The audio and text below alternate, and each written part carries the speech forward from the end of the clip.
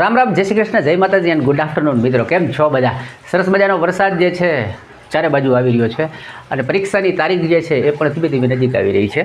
હવે આજના વિડીયોની અંદર આપણે છે ને મોક ટેસ્ટ જે છે એ ગવર્મેન્ટ દ્વારા આપવામાં આવે છે. કેમ આપવી, ક્યાંથી આપવી, કેવી રીતે આપવી અને ચારે ચાર સેશન્સ, એટલે કે ભાઈ આપણે પહેલો સેશન જે છે એ સામાન્ય રીતે એ લોકો વિજ્ઞાનથી શરૂ કરતા હોય છે. વિજ્ઞાન, પછી ગણિત, રિઝનિંગ અને કરંટ અફેર. તો એને આપણે જોઈ લઈએ જેથી કરીને આપણને ખબર પડે કે ચારે ચાર ટોપિકમાં કેવા પ્રશ્ન આવે છે, તમારી તૈયારી કેવી છે, તમે પેપરને ત્યાં ગયા તો કઈ રીતે ચાલુ કરવું, પેપરની ભાષા કેમ પસંદ કરવી, પેપરની અંદરથી એક સેશનમાંથી બીજા સેશનમાં કેવી રીતે જવું. જેમ કે સાયન્સ છે તો તમને ઈચ્છા થાય કે મારે પહેલાં મેથ્સ લેવું છે, અથવા પહેલાં શરૂઆતમાં મેથ્સ આવ્યું, તમને એમ થાય કે મારે પહેલાં સાયન્સના ક્વેશ્ચન્સ આપવા છે, તો એ કેવી રીતે બદલવા, ભાષાને કેવી રીતે પસંદ કરવી અને સેવ કેમ કરવું, નેક્સ્ટ કેમ કરવું, પ્રશ્ન કેમ બદલવો, વગેરે વગેરે બાબતો જે છે એ આ વિડીયોની અંદર આપણે જોઈએ, જેથી કરીને એક સરસ મજાની પ્રેક્ટિસ અહીંયા થઈ જાય અને ત્યાં ગયા પછી આપણે ફૂલ ફોર્મમાં જઈ અને સરસ મજાનું પેપર આપી શકીએ. તો હું તમને મોબાઈલ સ્ક્રીનની અંદર જ કેવી રીતે પેપર ખોલવું, તમે કેવી રીતે આને જોઈ અને જઈ શકો છો એ આખું બતાવી દઉં અને તમે પણ અચૂકા ટેસ્ટ આપજો, જેથી કરીને તમને એક સરસ પ્રેક્ટિસ મળી જાય. ઓકે, તો આપણે વાત ન કરીએ, સમય ન બગાડીએ અને તમારું પેપર જે છે કેવી રીતે આપવું મોક ટેસ્ટને એને ચાલુ કરી દઈએ. મિત્રો આવો તો સ્ક્રીન ઉપર જઈએ.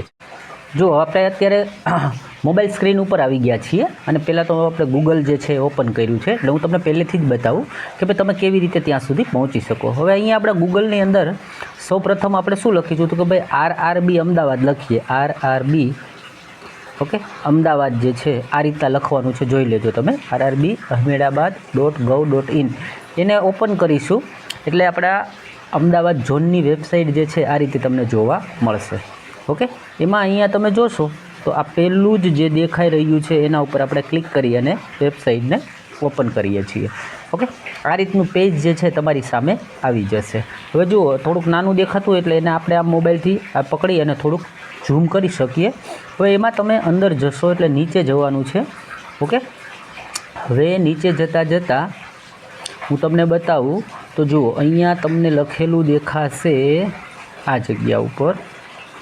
હા, એટલે અત્યારે ઉપરથી ગણો તો 1, 2, 3 અને ચોથા નંબર ઉપર લખ્યું છે CEN, એટલે એક્ઝામિનેશન જે જાહેરાત હોય ને, એમ્પ્લોયમેન્ટ નંબર લખ્યો હોય 9/2025, રિક્રુટમેન્ટ અને વેરિયસ પોસ્ટ અને લેવલ 1 લખેલું છે.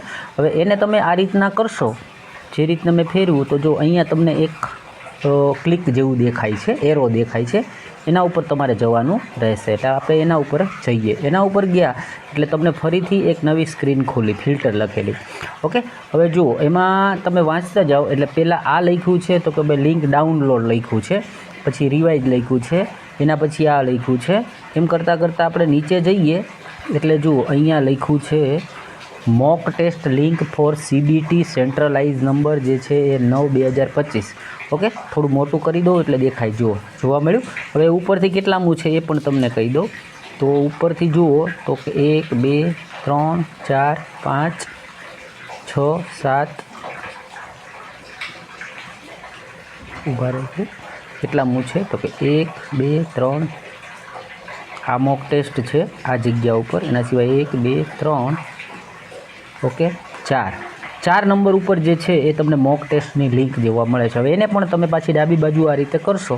ઓકે, એટલે અહીંયા એરો દેખાય છે, આ એરોને આપણે ઓપન કરીએ. એ એરો ઉપર આપણે જઈએ એટલે જે છે મોક ટેસ્ટની આખી લિંક જે છે તમને જોવા, આખી મોક ટેસ્ટ જે છે એ આ રીતે ખુલશે. હવે આ રીતે ખુલે, જો આ ફોનને હું આડો કરીશ ને તો પણ દેખાય છે, પણ એની અંદર પેપર નથી જોવા મળતું. હવે તમને આ રીતના સ્ક્રીન આખી આવી જશે. ઉપર જુઓ લખ્યું છે સિસ્ટમ નેમ C001. અહીંયા તમારે કશું કરવાનું નથી. આ રીતના લોગિનનું પેજ આવી જાય, એને ઓપન કર્યું એટલે પરીક્ષામાં પણ તમને આ રીતે જ જોવા મળશે. પરીક્ષાની અંદર તમને એ લોકો અહીંયા જે છે એ તમારા રોલ નંબર, રજિસ્ટ્રેશન નંબર નાખવાનું કહેશે અને એના માટે કીબોર્ડ અહીંયાથી નીકળશે અને માઉસથી તમને ટાઈપ કરવાનું કહેશે. તમારે કીબોર્ડથી નહીં કરવાનું રહે. અને આ જગ્યા જે છે ત્યાં તમારો પાસવર્ડમાં સામાન્ય રીતે એ લોકો જન્મ તારીખ નાખતા હોય છે, પણ આપણે અહીંયા કશું નથી કરવાનું. અહીંયા માત્ર આપણે સાઇન ઇન આપશું. સાઇન ઇન આપશો એટલે ફરીથી એક સ્ક્રીન જે છે એ તમને જોવા મળશે. એ આ રીતના સ્ક્રીન આવી. ઓકે, હવે એમાં બધા સૂચનો લખ્યા છે, પણ તમે જોશો ને તો અહીંયા એવું લખ્યું જો વ્યૂ ઇન, આ તમે કઈ ભાષામાં જોવા માગો છો તો ત્યાં ક્લિક કરી અને તમારે જે ભાષામાં વાંચવું છે, માનો કે આપણે ગુજરાતીમાં વાંચવું છે તો આ બધી સૂચનાઓ જે છે કૃપા કરીને સૂચનાઓ કાળજીપૂર્વક વાંચો. આ રીતના પેજ ખુલ્યું. હવે તમે જોશો તો અહીંયા જો નીચે નેક્સ્ટ લખેલું તમને જોવા મળે છે. તો આપણે નેક્સ્ટ આપીએ અને આગળના પેજ ઉપર વધીએ. ઓકે, આગળનું પેજ ખોલ્યું એટલે જુઓ હવે તમને શું દેખાય છે તો કે આ રીતે અહીંયા નીચે એક આવે છે, ત્યાં આ જગ્યા ઉપર તમારે આઈ એક્સેપ્ટ આપવાનું છે અને અહીંયાથી તમારે ચૂઝ ડિફોલ્ટ લેંગ્વેજ, કઈ ભાષામાં તમે પેપર આપવા ચાહો છો. ઓકે, હવે સામાન્ય રીતે છે ને ત્યાં બે ભાષા આવશે પેપરમાં, એક તો ઇંગ્લિશ આવશે અને બીજી તમે જે પેપરનું ફોર્મ ભર્યું ત્યારે જે આપી હશે, માનો કે કોઈએ હિન્દી આપ્યું છે તો પછી એ બે જ ભાષા જોઈ શકશે, કોઈ ગુજરાતી આપ્યું છે તો એને ઇંગ્લિશ અને ગુજરાતી બંને ભાષા જોવા મળી રહેશે. ઓકે, તો હવે અહીંયા આપણે આગળ ચાલીએ છીએ. પહેલાં તો સિલેક્ટ ભાષા ઉપર જઈએ. માનો કે મારે ગુજરાતીમાં જોવું છે, મેં ગુજરાતી આપ્યું, અહીંયાથી હું જે બોક્સ હતું એને આઈ એક્સેપ્ટ આપું છું અને આઈ એમ રેડી ટુ બિગિન અહીંયા આપું છું, એટલે પેપર જે છે એ સ્ટાર્ટ થવા તરફ જઈ રહ્યું છે. હવે ધીમે ધીમે પેપર જે છે એનું મેઇન પેજ આખું ખુલી ગયું. ઓકે, હવે આ જુઓ, તમે જોશો તો અહીંયા તમને જોવા મળશે, અહીંયાથી તમે ઉપરની ભાગમાં મેં ક્લિક કરું, ફરીથી તમને બતાવું, બરાબર છે. હું તમને જુઓ આ ભાગ રહ્યો. ઓકે, ત્યાં લખ્યું છે જનરલ સાયન્સ, ત્યાં ક્લિક કરી અને તમે તમારા પ્રશ્નો જે છે એનું સેશન એના ઉપર આપણે ક્લિક કરીએ. જો બતાવ્યું, પહેલું લખ્યું general science, mathematics, general intelligence, reasoning અને જનરલ અવેરનેસ, કરંટ અફેર. તો એમાંથી આપણે જનરલ સાયન્સ ઉપર ક્લિક કરી દઈએ. ઓકે, હવે જુઓ આપણે આપ્યું છે સાયન્સ પણ એ કંઈક અત્યારે લોચામાં છે, મેથ્સ બતાવે છે. હવે આપણે મેં મેથ્સ આપ્યું તો એને મને શું આપ્યું, કરંટ અફેરની ક્વેશ્ચન્સ બતાવી દીધો. ઓકે, એટલે થોડુંક કંઈક લોચા લાગતી હોય એવું એનો સર્વરમાં મને અત્યારે લાગી રહ્યું છે. ત્યારબાદ અહીંયાથી આપણને શું બતાવે છે એ પણ આપણે જોઈ લઈએ, જેથી કરીને તમે એક્ઝામની અંદર ઓકે અહીંયા તમારી પ્રોફાઇલ બતાવે છે, લોગિન આઈડી ને એ બધું બતાવી રહ્યું છે. હવે માનો કે આપણે આમાંથી એકવાર પેપર જ ચેન્જ કરીએ, આ મેથ્સમાં જઈએ એટલે એ આવે છે, એના પછી આપણે જનરલ ઇન્ટેલિજન્સમાં જઈએ તો ઓકે એ બરાબર છે.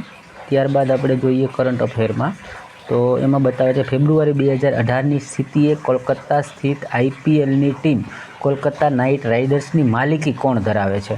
ઓકે, કલકત્તા નાઇટ રાઇડર્સ છે એની માલિકી શાહરૂખ ખાન છે ને. ઓકે, તો મારા ખ્યાલ મુજબ એનો શાહરૂખ ખાન છે, તો આપણે આને આ રીતે આન્સર કરીએ. અને જો નીચે તમે જોશો તો અહીંયા તમને બતાવ્યું છે સેવ એન્ડ નેક્સ્ટ. તમારે અહીંયાથી શું કરવાનું હતું કે ભાઈ સેવ કરો અને નેક્સ્ટ આન્સર કરો. અહીંયા ક્લિયર રિસ્પોન્સ છે. ક્લિયર રિસ્પોન્સનો મતલબ તમારો આપેલો જવાબ નીકળી જાય, બરાબર. ત્યારબાદ જોશો તો make for review and next, એટલે આ પ્રશ્ન જે છે એને તમે અહીંયા મૂકી દો એટલે રિવ્યૂમાં, એટલે કે તમારે હજી બાકી રહેશે, તમે એનો જવાબ આપતા નથી અને જવાબ આપીને સેવ એન્ડ નેક્સ્ટ કરવું હોય તો તમે અહીંયાથી કરી શકો છો. ઓકે, એટલે આ રીતે પેપર હોય છે. હજી આપણે કદી ટ્રાય કરીએ, કંઈક બીજું લઈને જોઈએ. ઓકે, હવે આને ડાયરેક્ટ નેક્સ્ટ આપીએ, શું થાય છે આપેલા વિકલ્પોમાંથી સંબંધિત ભાષાઓ. ઓકે, હજી નેક્સ્ટ આપીએ, સૌરવ ગાંગુલી. તો આ રીતે છે ને તમે એક વખત આખું પેપર જે છે એ અહીંયાથી જોઈ લેજો ને અહીંથી ડાયરેક્ટ ક્વેશ્ચન્સ ઉપર જમ્પ મારી શકે. માનો કે 12 નંબરનો ક્વેશ્ચન, 15 નંબરનો ક્વેશ્ચન. ઓકે, આ રીતે તમારે કરવું હોય તો તમે કરી શકો છો.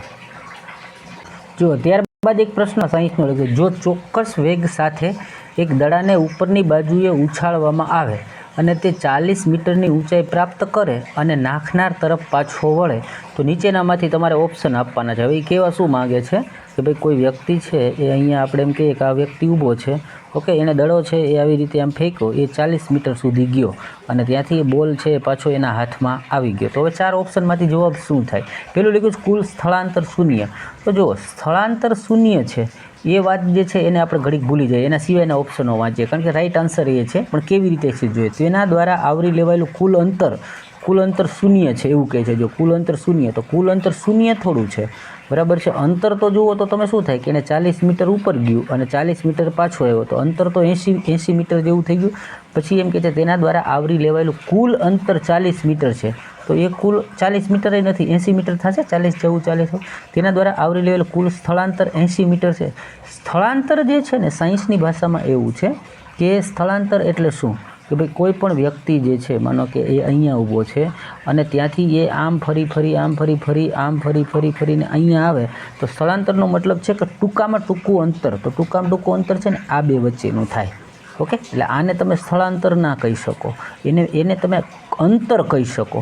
તો હવે અહીંયા એને શું કીધું, કુલ સ્થળાંતર 80 મીટર. કુલ સ્થળાંતર 80 મીટર નહોતું ને, એ વ્યક્તિએ દડો ફેંક્યો અને એ દડો અહીંયાથી પાછો એના હાથમાં આવી ગયો, તો પાછો ત્યાં ત્યાં આવ્યો એટલે સ્થળાંતર તો 0 થઈ ગયું. એટલે એનો મતલબ થાય કુલ સ્થળાંતર જે છે 0 છે. તો આ રીતે ટેસ્ટ છે, એક વખત ડેમો જોઈ લેજો. કદાચ મને એવું લાગે છે કે આણે બધા પ્રશ્નો નથી નાખ્યા. ગયા વખતે તો 25 ક્વેશ્ચન્સ બધાના અલગ અલગ નાખ્યા હતા, બરાબર. આ વખતે જુઓ તો મને એવું લાગે છે કે એકને એક ક્વેશ્ચન્સ છે એને વારંવાર નાખ્યો હોય એવું લાગે છે. કંઈ વાંધો નહીં, એકવાર ટ્રાય કરી લેજો, જેથી કરીને તમને ડેમો ટેસ્ટ જે છે એ આપવાની એકવાર પ્રેક્ટિસ મળી રહે. ઓકે મિત્રો, બાકી કંઈ પ્રશ્ન હોય તો કોમેન્ટની અંદર કહી શકો છો. મારો નંબર પણ આગળ આવ્યો હોય છે, વોટ્સઅપમાં કંઈ કેવું હોય તો પણ કહી શકો છો. ચાલો મળીએ બીજા વિડીયોમાં. ત્યાં સુધી ખુશ રહો, મસ્ત રહો, વ્યસ્ત રહો અને એકદમ તંદુરસ્ત રહો.